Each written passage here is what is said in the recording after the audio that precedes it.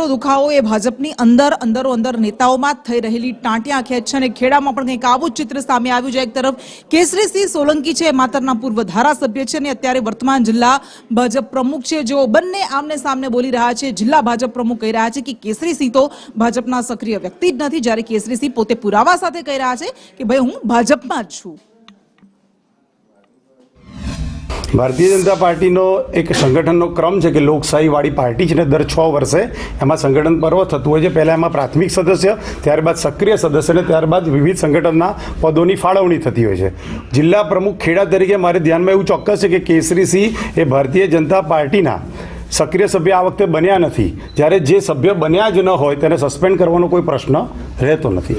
2024ની અંદર પણ હું સદસ્ય તરીકે જે અભિયાન ચાલતું હતું એની અંદર પણ હતો, એ અભિયાનની અંદર જોડાયો, હું પણ સદસ્ય સભ્ય 2024ની અંદર બનેલો જ છું। આજથી 4 મહિના પહેલા તમે જ જિલ્લાના પ્રમુખ છો, તમે ચૂંટણી સમિતિની અંદર આખા જિલ્લાની એ સમિતિની અંદર પણ મારું નામ જ્યારે મૂક્યું છે, ત્યારે જો તમને જિલ્લા પ્રમુખ તરીકે સદસ્ય જો હું ના બન્યો હોય તો તમે મને ચૂંટણી કમિટીની અંદર કઈ રીતે મારું નામ સમાવેશ કર્યું।